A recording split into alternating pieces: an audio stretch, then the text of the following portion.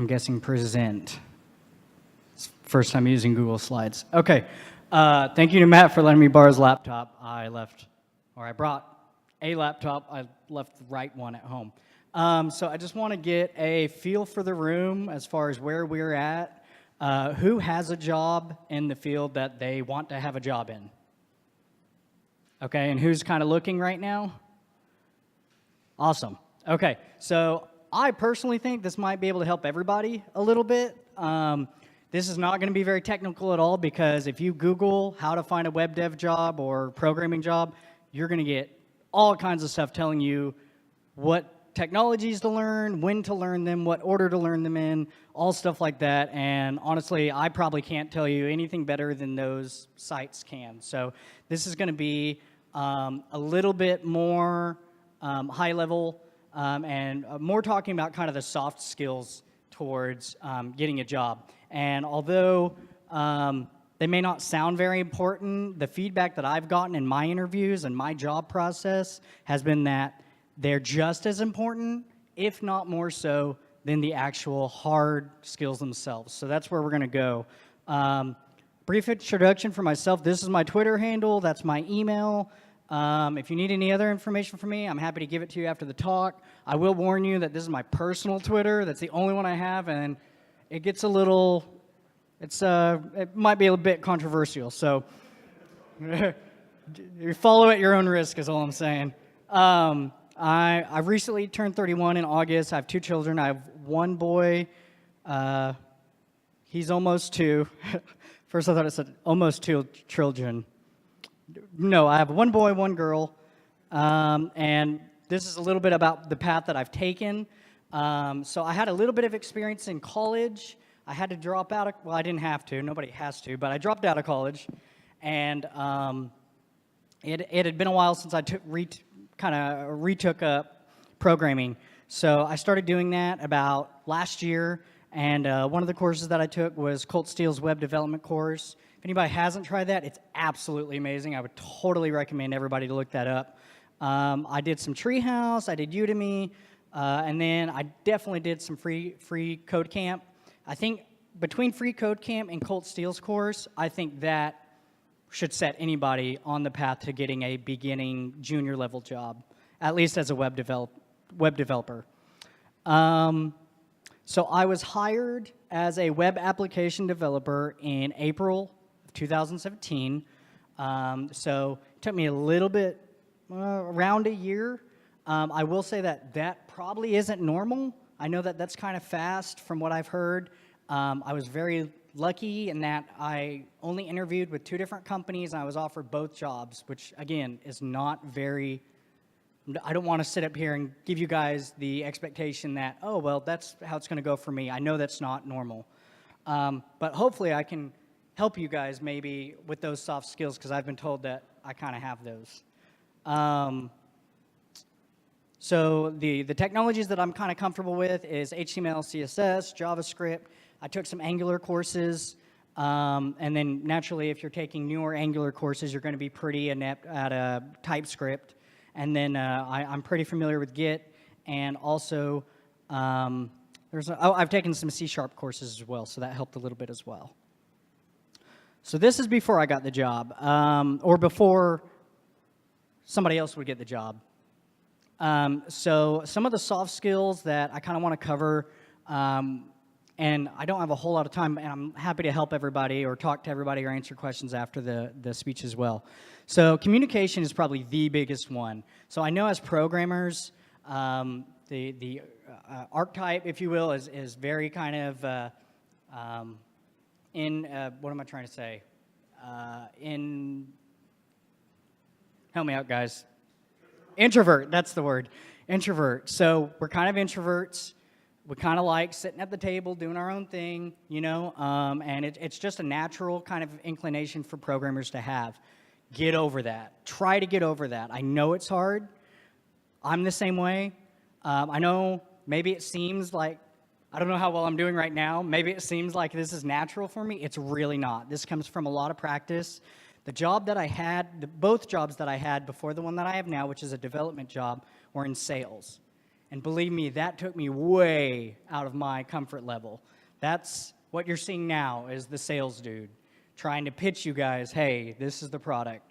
So that definitely helps, but if you're not doing it professionally, try to do it on your own time. Give speeches to your spouse, to your friends, somebody that you trust to give you real criticism. You don't want to do it in front of your mom. She's going to tell you, oh, you did great, honey. You know, you want to do it in front of somebody who says, you know, that was pretty good, but explain to me why that matters, or explain this part further. In both interviews, I was told that I have a very inquisitive nature because I asked a lot of questions. Part of the interview process, from what I've kind of learned, is the interview is just as much about them as it is about you. Ask questions. Why did you choose Angular in your stack instead of React? Why are you looking for a developer? Do you guys need more, or are you guys branching out to something different? Ask a lot of questions. People like to talk about themselves, and if you can get somebody talking about themselves and have a back and forth conversation, making it feel like a conversation rather than just like an interview or an interrogation is huge and will take you very far. And then a passion for learning is big as well. Whenever somebody asked me, do you know about this? Do you know about that? I would always be honest. I would say either yes, or I would say no, but I have no problem looking into that. I have no problem learning about that. I'm a quick learner, and leaving this interview, the first thing I'm going to do when I get home is look up courses on, for instance, C# was a big one. I don't have to tell you guys, if you guys have been job searching, C# is huge around here. And if you don't know C#, you can be a little bit out of a disadvantage depending on the types of jobs you're looking for. I had a lot of people ask me, do you know C#? Do you know anything about C# or .NET or stuff like that? And I told them straight up, I said, no, I don't, but I told them, and I did. You know, as soon as I go home, I'm going to look up courses, and I'll know it in, basics in 2 or 3 weeks, depending on how much time I have devoted to taking those courses. So also showing interest in the industry beyond self-study, this is a huge one as well. Both the people that I interviewed with were impressed that I had done this before, standing up here and talking to you guys. I did a speech about, it was a while ago, it was before I had the job, and just knowing that I knew enough, or that I was interested enough to put myself out there and give this kind of a speech was huge to employers. I can almost guarantee you that that was one of the reasons that I got one of the offers, was just showing them that I'm part of these organizations and I try to help where I can. So the actual interview, we've already covered some of this a little bit, but dress to impress. So one of them, some guy was walking out as I was walking in, and I'm not going to beat down this dude, but it's just not what I would call professional dress. And when I walked in, you could tell there was a visual cue, and he even kind of, it was like, you're taking this seriously. Take this seriously, because they take it seriously. And if there's anything about you that they sense is not taking the opportunity that they're willing to give you seriously, they'll pull it in no time, I promise. Again, the interview is about a relationship, so if you can make it into a conversation rather than an interrogation or an interview, and the more comfortable they are with you, it's going to be so much easier for them to go back and point at that guy. And I felt comfortable with him. He's a team player. He can communicate his ideas, what have you. That goes into explain your answers. Don't give a one-word answer. Again, if they ask you something, don't just say yes or no. Kind of explain your way into it, or explain your way out of it if it could possibly be a negative. Like I said, do you know this language? Do you know this technology? No, I don't, but I did take a course that had a little bit in it, so I'm familiar with the ideas. I use that line a lot. So another thing, push through your imposter syndrome. If you don't know what that is, look it up, because I guarantee you, everyone I've talked to that's worked in this field has had it at some point. And just really shortly, it's basically the idea and the admission, honestly, that you don't know near as much as somebody else out there. And that's fine. Most of these people don't expect you to, especially if they're going to hire you on a junior level. There's only so much that they're going to expect out of you. So a lot of the projects in the portfolio that I show these prospective employers. A lot of them came from freeCodeCamp, and I would say I would focus on those the most because there's only so much hand-holding that freeCodeCamp does for you, and then after that, it's really on your own, and that includes design, different functionality. I can say that the examples that freeCodeCamp gave compared to the product that I would show these employers, very different. Looked different. Some of them acted very differently, but it all got the same outcome. A lot of the other courses basically just have you watch them develop an app. And when you're beginning and you want to get kind of familiar with the technology that you're using or just the process as a whole, that's not always a bad thing. But at some point, you got to get in there and get dirty on your own. And I think freeCodeCamp is really great about that. One thing that I did very well that I was told is on each project, explain what you learned, explain the hardships that you had. Don't be afraid to explain to your prospective employer the hardships that you have sometimes. A lot of them, you know, I would show one and say, this showed me how to make API calls, and I got into trouble somewhere, you know, because of this or because of that.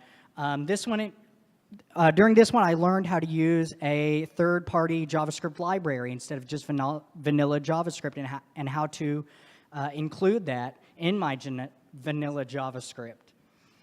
So kind of explain what you learned from each one. I think that's a really good thing that I've been told I did during those interviews as well. Explain what you've done within the community. Like I said, FCC Talks is a big one. Talk about the groups that you've been to. Talk about the friends that you have that you kind of, even if you've just helped each other, maybe you guys haven't worked on a big project, but just the help that you guys have given each other, that shows that you can work with other people. That shows that you're not alone in Starbucks, you know, typing out and doing your own thing, that you can work with other people. That's a big one. So this was after I got the job, and again, warning, your mileage may vary here because my experience and my job, from what I've heard, is kind of different from what other people experience. But when I looked for what happens after you get a job, I found next to zero. There's not a lot of blog posts about what happens on a normal day of the job, and that, when I was finally offered, I was offered 2 jobs, and I took one, and it was about 2 weeks, 3 weeks before I finally got started, and I was crazy nervous because I was like, what am I going to do? What am I going to be expected to know?